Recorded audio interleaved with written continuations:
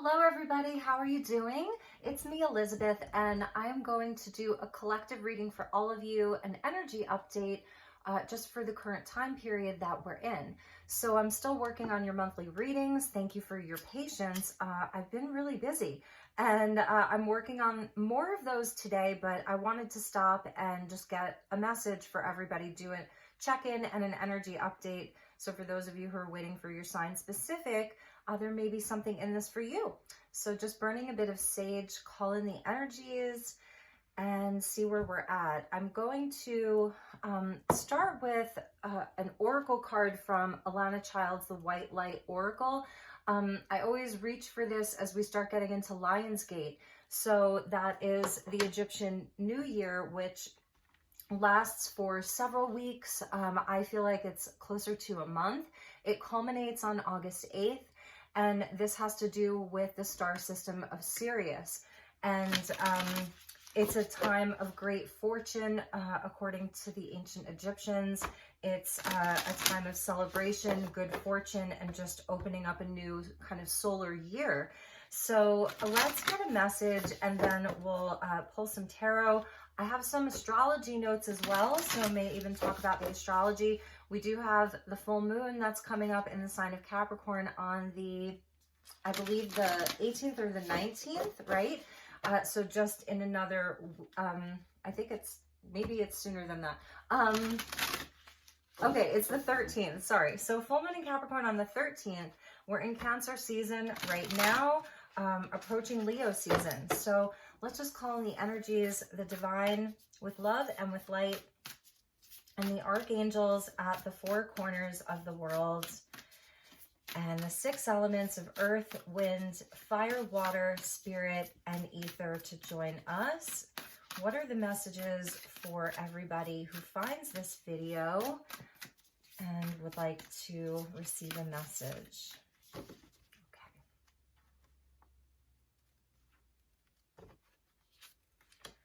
Ooh, so this is interesting. I love this fiery energy. It's the Sacrament of Extreme Unction, number 34. So a sacrament is like something that's really sacred. It's almost like a choice point. It's where you come into a place of greater initiation. Extreme unction. So I'm going to reach for the book on this and then we'll pull some tarot. So number 34, and it is very, very, very fiery. There's a nod to the sun here. And I'm almost seeing this as almost like a cosmic egg that this figure is in. It almost feels like the energy of birthing something or being birthed. Okay, so let's see. Your heart knows how to let go so you can find peace. It is a time for you to experience spiritual closure. A beautiful new reality is opening up for you. Entering it requires you to release your attachment to the past. You have been inwardly preparing for a powerful rebirth. I saw that egg there. Now is the time to trust in what is meant for you and move toward it with an open, trusting heart and a peaceful mind. In an ideal world, we would finish our inner work, be completely healed, check off the list, and move on without any issues from the past intruding into our present life. In a more realistic view, we do our best to muddle through, gaining enough understanding and healing to attain some degree of closure and move on as best we can, flicking off remnants of the past, which can arise even whilst we are doing our best to let go. In an even more challenging turn of our growth spiral, we may know something has run its course and no longer belongs in our world, and yet have trouble exercising the past and its pains, confusions, or attachments, so it bleeds through into the present, even though we know it doesn't belong there. To avoid the taint of the past, causing unnecessary issues in the present, the Oracle of the Sacrament of Extreme Unction brings a powerful spiritual last rites. So that's the sacrament. It's the sort of like the last rites, so that you can be cleansed and liberated into the fullness of your next phase. So she talks about the Catholic tradition. Okay, so yeah, sacraments, Catholic. Extreme unction is performed at the time of physical passing to cleanse the soul and allow it to gracefully leave the body and enter the afterlife. Wow. In the context of this oracle, the symbolic equivalent of the sacrament is the powerful intervention of spirit to free you from the grip of what has been. It is a liberation from habit and the compelling lure of the familiar. It is divine forgiveness and healing. And extreme unction translates to last anointing. While spiritual grace will be with you always and blessing is always available to the receptive heart, this oracle wishes to bring to your attention the ending of a particularly stubborn pattern. As it does, you will feel greater freedom and a new lease on life. And if you are being born again, as if you are being born again within this lifetime. That's powerful. It augurs significant and permanent healing release and significant healing release. So they talk about, I love this, how every saint has a past and every sinner has a future. So this oracle is encouraging all of us to embrace our future and let go of the emotional and physical, psychological burdens that we've been carrying around for ourselves. And likely for many others, ancestors and more, so for far too long. Sometimes we martyr ourselves to the pain of the past, or even attempt to carry the suffering of others, holding it within our hearts as if that can alleviate the burden of another to create healing. All that happens in such instances is that suffering increases, letting yourself off the hook of guilt, shame, and blame, including you. Give yourself permission to acknowledge that all people, including you, have done their best. The universe is offering you a powerful spiritual gift. Your heart knows how to receive it. Let go. There is no turning back. It's time to start anew. It is your time to be happy and free. Okay, so that's our oracle, 7 minutes. Okay, so hopefully that resonated for some of you. And let's just check the bottom and see what's happening here. Ooh, so we're getting the energy of the tiger, and it's number 33, and it correlates to the number sequence 333.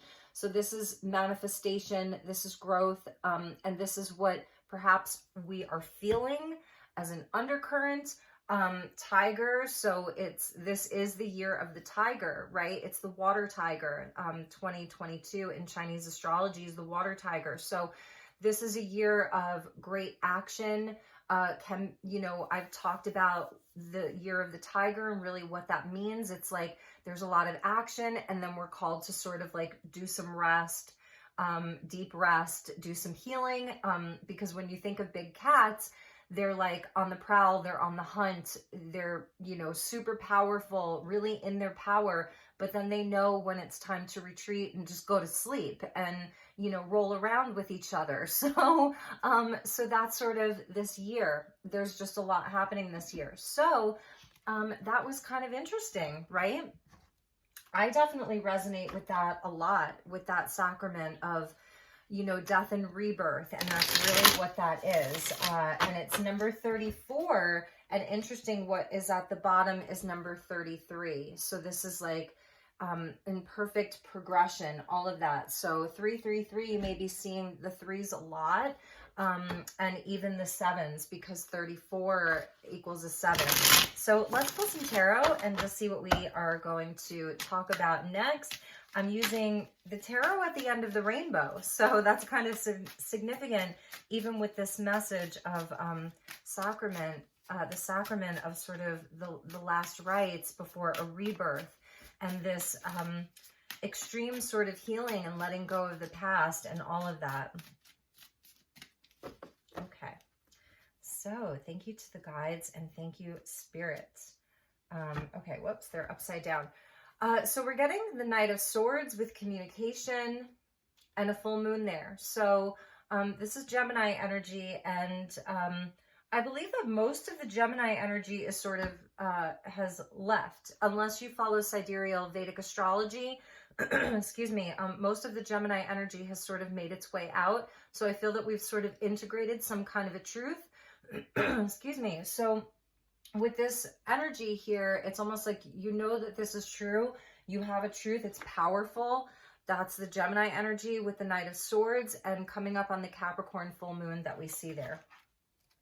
Bottom of the deck is the Lovers, more Gemini, and this is 2022 is the 6th year. So it is the year of the Lovers, the union of the head and the heart, and also the bridging of the polarities within us, and also the integration of all of the polarity and the duality in the external world as well, and how it's reflected within us. So the union of opposites, and you know, you may be feeling a lot of this inside of your relationships, inside of important situations. 7 of Pentacles, so this is that earth energy of waiting, patiently waiting, seeing what's growing, what's not growing, reassessing some of your plans. It shows that you are hard at work. However, from this energy with this something really permanently releasing, this may be, this is number 7. So our spiritual tests and challenges right here. And because the Ace of Pentacles is coming out next. So it's almost like some of the things in your life that you've just been feeling like, you know, he's just got the tool on the back, you know, of his shoulder, because he's like, I don't really know if this is going to work out here.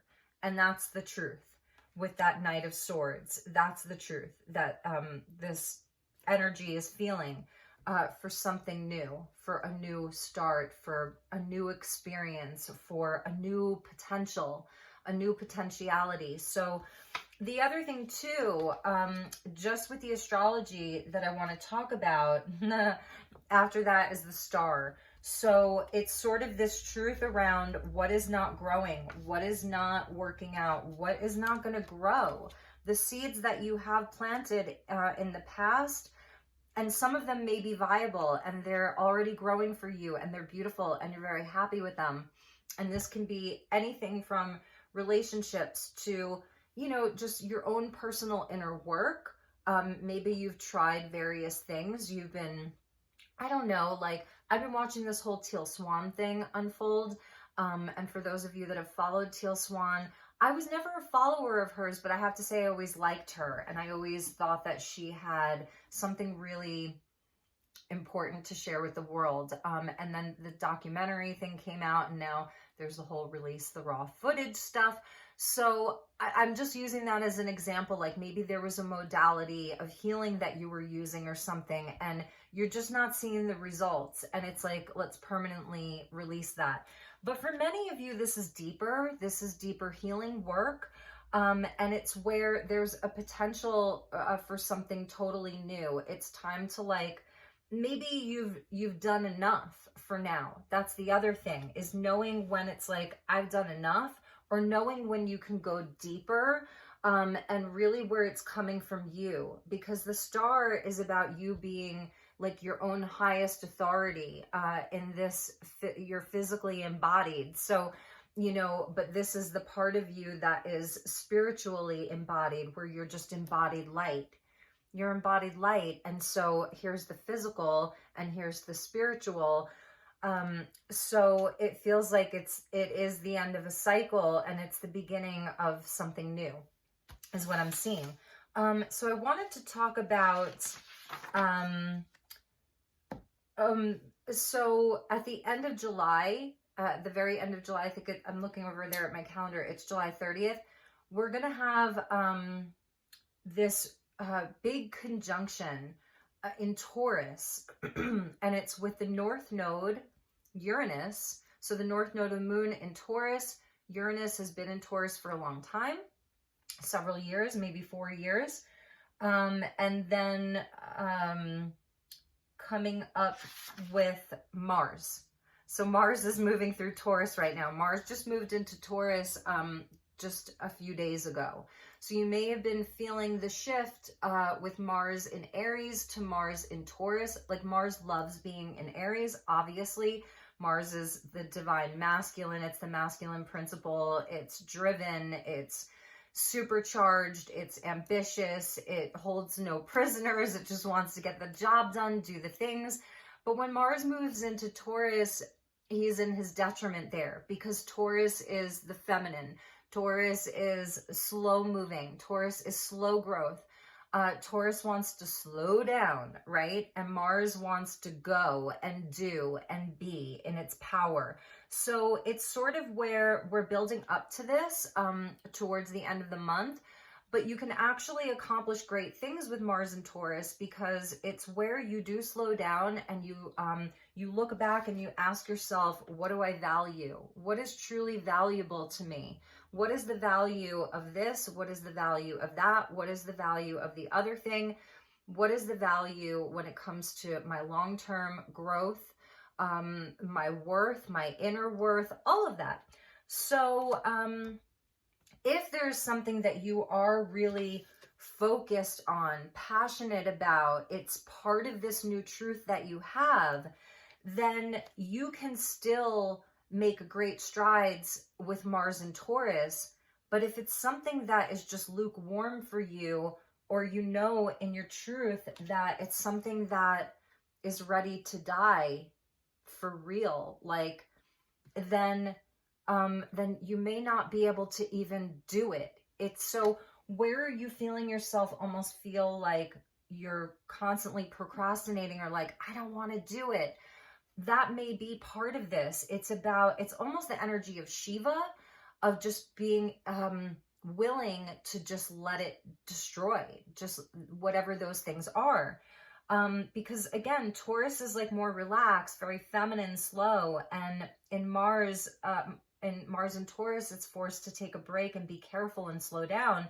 But again, if there's something that you're really passionate about and it's valuable to you inside of your truth, like your most authentic self and your highest path towards your highest destiny. So this is like you attuning to and aligning to your highest self, then you can make great strides. So July 31st and August 1st, Mars North Node Uranus conjunct in Taurus. Uranus is about revolution. It's sudden change, right? The North Node is that destiny point, destiny, and Mars. So this is all going to be conjunct. It's going to be a big energy, and we're really building up to that. Now, right now, we also have, let's see what came after that. So yeah, just even this Gemini energy, this Mercurial energy. So we're getting Mercury, and that's what I wanted to talk about. We have Mercury in Cancer. Mercury is moving at warp speed right now. Mercury is moving so fast. It's only going to stay in Cancer for a couple of weeks before it moves on to Leo. Yay, Leo. So on the 19th, Mercury is going to move into Leo. So from now until the 19th, Mercury, the planet of communication and the mind, is in Cancer, where this is Mercury. So choices and the workings of our mind, it's in Cancer. Cancer wants to feel. Cancer wants to feel safe. Cancer wants to feel stability. Cancer wants to feel love, nurture, comfort, and it's intuitive. And it's the heart. So it's less about analyzing, Gemini, analyzing, thinking, analyzing, talking, all of that. Yes, expression is important because these energies are coming out, but it's about less like you're a computer, excuse me, and you're just analyzing and running the data and computing. It's more about the feeling. So this is where we really get into our feeling and what we love, and where we're choosing these things from a place of love. We're choosing love. Choose love. So that's a big message. And it doesn't have to be like romantic love or anything. This isn't a love reading, but it's still always, for me, it's always a love reading. So those are some of the messages. Really, really interesting. There is something really new. And, oh, duh. We have Venus in Gemini. Okay, that's why. It's interesting. So there is this Gemini energy here, yes. But it's Venus. Again, it goes back to more about the love and the heart space, and getting out of our comfort zone, and expanding things and trying different things, and questioning things, and overcoming challenges and obstacles with Venus and Gemini. So that's interesting. There is a Gemini thing happening. So funny. Okay. Anyway, yeah, so it's that huge conjunction, like on August 1st, and especially that's happening with Lionsgate. It's like all this Taurian energy. It's gonna be really interesting because, you know, it's the physicality. It is the Pentacles. It's the things you can see, feel, and touch. And it's, you know, more of this, our physical embodiment, that things are really shifting, and we're really changing things permanently, like this was talking about. These are permanent changes. So, all right, let's get some oracle. Let's see what came after that. The moon. Wow. So yeah, this is also facing some of the shadow. And again, it's getting into the feels. It's getting into, this is Cancer, Pisces. So it's less about like computing and just extrapolating data and analyzing.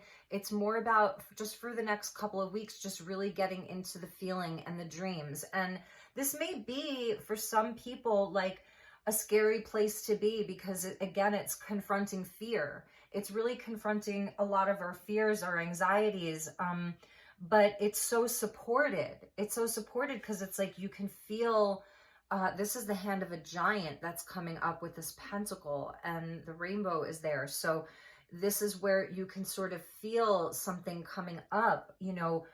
It's a gift from the earth when, you know, when we decide like, this just doesn't, these things aren't serving me anymore. So, and again, it's taking the things that are working and expanding them as well. So that's another message. And then with the moon, I want to see what's after the moon. The universe. Yeah, I'm glad that I'm just continuing to pull these, because then comes the universe. So this is Capricorn. So we're actually seeing, this is the full moon in Capricorn right here. Moon and Saturn. So those are very connected. The Moon Saturn matrix.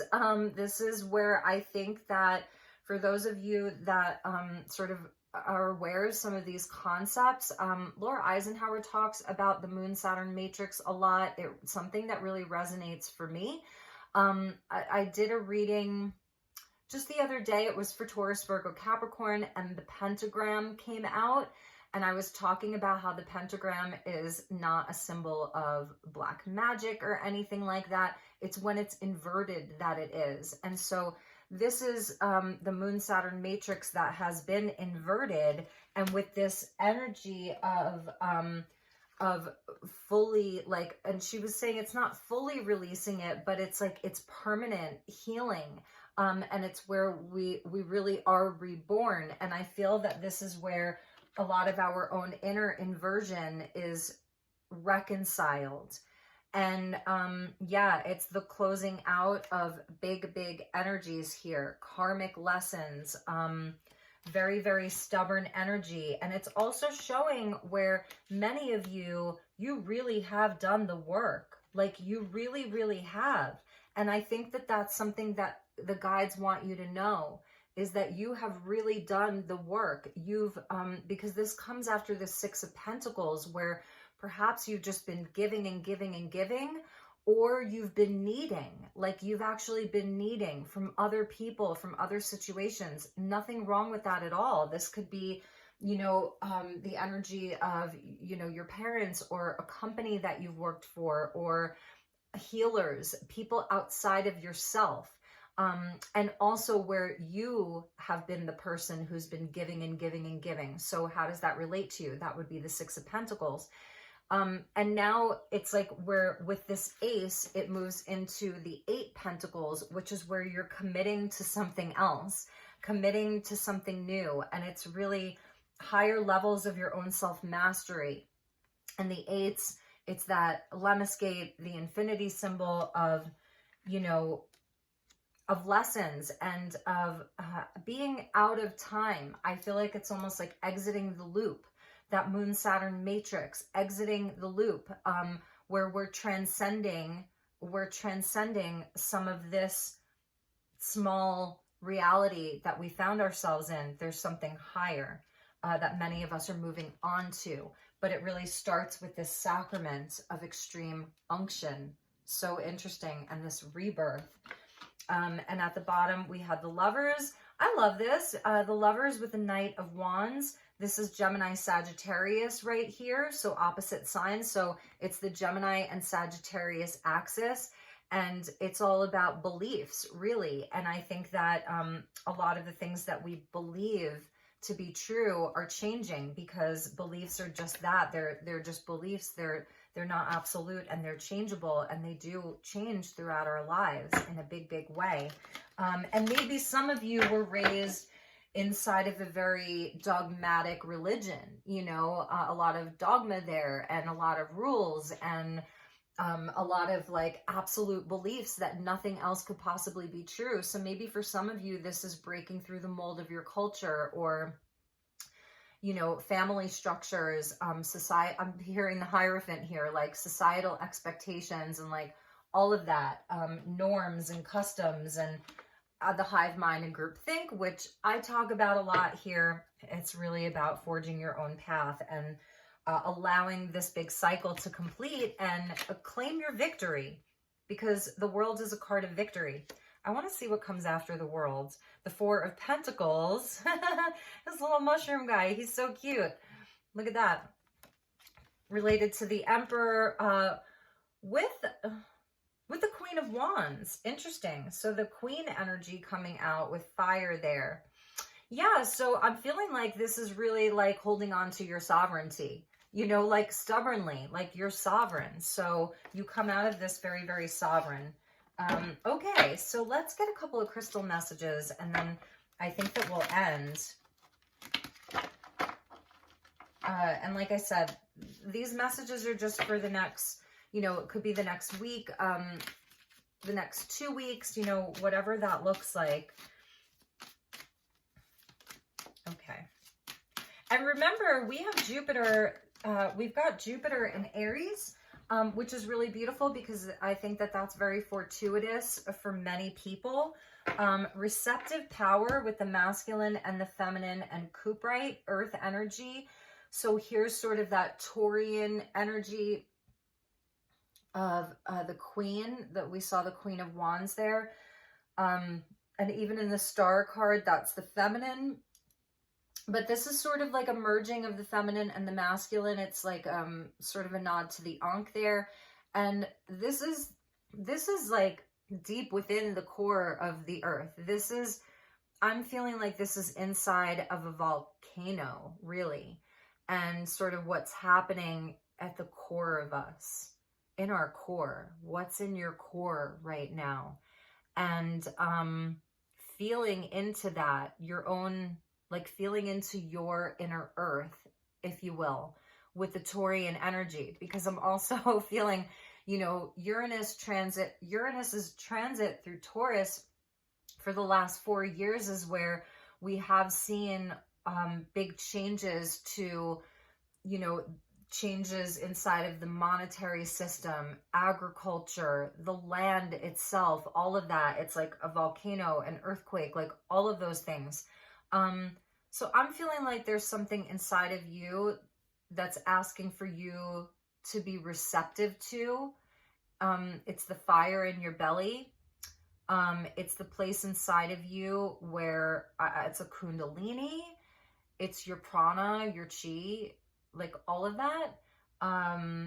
With Cuprite there. So this earth element being very, very highlighted right now. It's funny because it's not like it's Taurus season or anything like that, but there's big, big Taurian energy that's happening.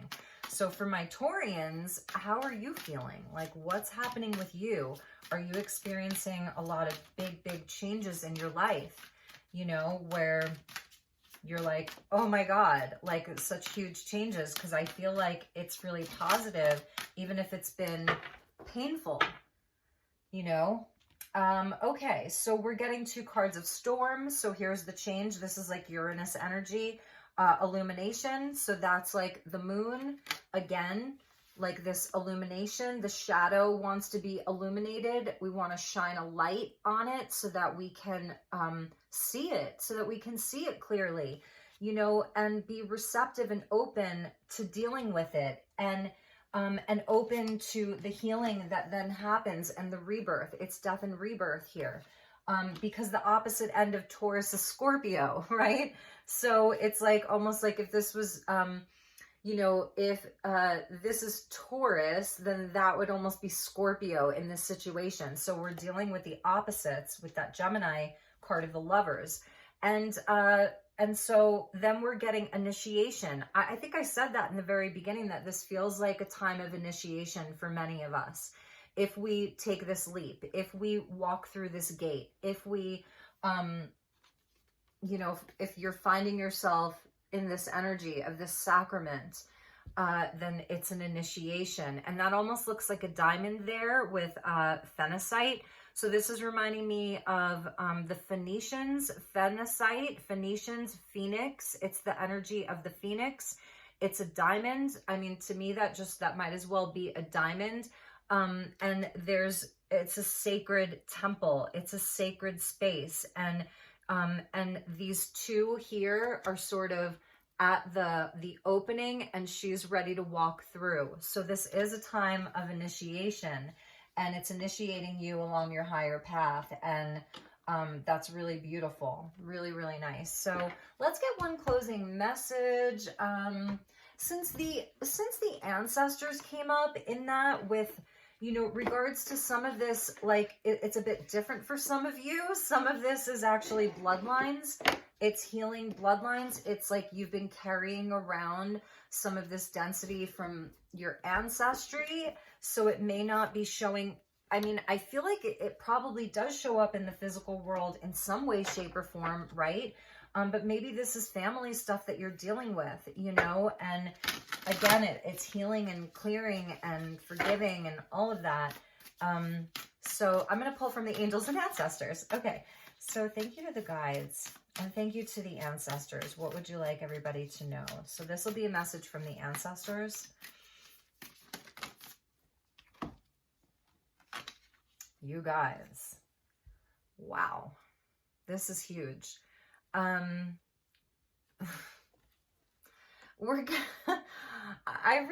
love the guides.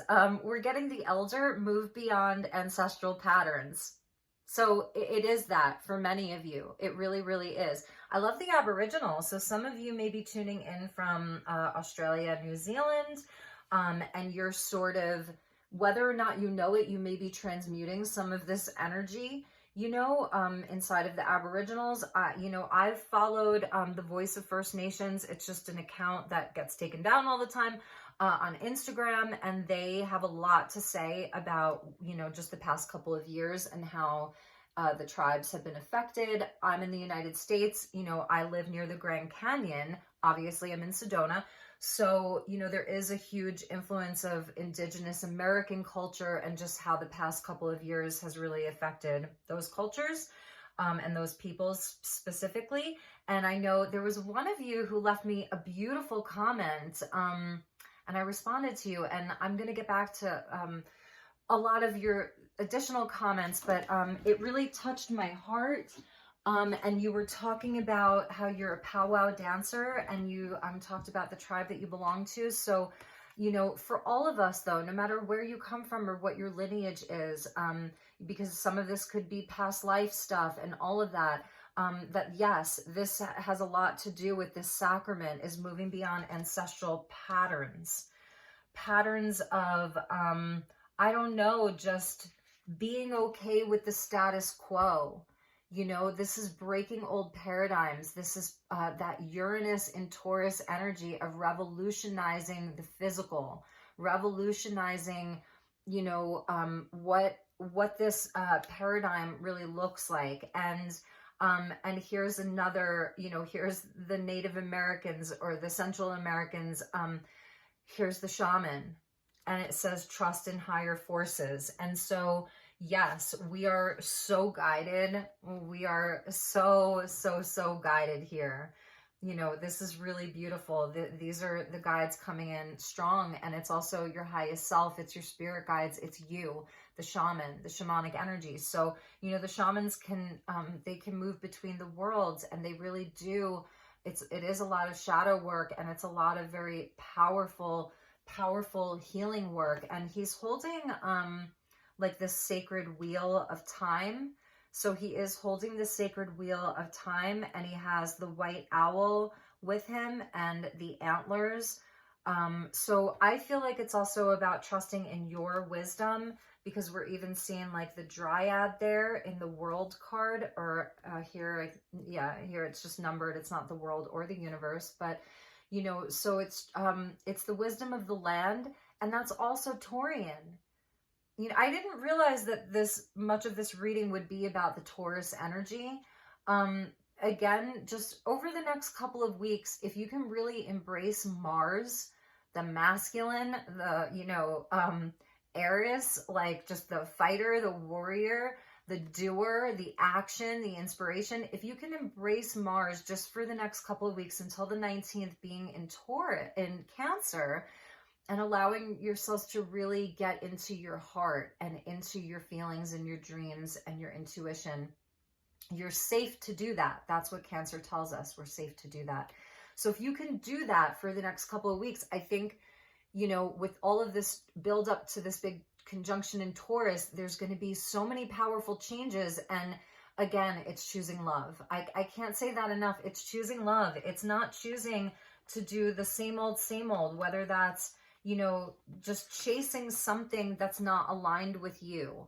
Inside of your work, your business, your career, if it's just always about, you know, chasing, for some people, you know, maybe in your outside world, I know for me, you know, chasing money, chasing status, chasing the glory, the quick fix, whatever. It's really about aligning with the highest self, with our highest self, with, you know, to clear out some of these ancestral patterns and all of that, and allow a rebirth where when your higher self is involved, like the abundance flows, the health flows, the wealth flows, it's like you're manifesting it in such a different way. And maybe part of, you know, and this is going to be different for everybody, but part of the ancestral pattern, it does have to do with money, stability, home, relationships, like all of it. Because I really feel like this would be, again, these are the elders, these are the ancestors telling us it's okay, move beyond these patterns, have this rebirth, bear witness to this sacrament. They wouldn't maybe use the word sacrament, but anyway, and then this is sort of us, this is your highest self, this is your spirit guide coming in, but it's also you, this is your brother, this is your sister, you know, who really, really loves you, and the tree spirit here. So again, with this, I wanted to say with this Taurian energy, it's like our connection to Gaia, our connection to Terra, our connection to Mother Earth, to the feminine, to the mother, is so heightened right now and so important. And I'm sorry, there's just these birds. Okay. It's so important. It's so heightened. It's so healing, that, you know, that's so important. And maybe for some of you, that's part of it, is, you know, being closer to the land, being closer to who you are, you know, as a son and daughter of God, of the Creator, and of Mother Earth. So those were the messages. I really hope that you enjoyed this reading. I haven't done one of these in a while, so I'm going to go work on your videos. I did a Leo reading. I haven't uploaded it yet, but I have to warn you, Leos, it was a hard reading. So I'm like, do I make Leo a short second reading? Because it was a hard reading, but it had a great message, you know, but it almost had a lot to do with this. So I'm going to upload it. And I just hope that Leos aren't too upset with me. Anyway, and then I'm on to Sagittarius, and I think as many as I can get done today. So if you are interested in a personal session, please do reach out to me. I know I'm scheduling a few readings with some of you for next week. So I have openings next week, I think on Right now I'm looking at Tuesday and Wednesday for personal sessions. So I love you so much. I wish you nothing but the best, and I will see you all soon. Namaste.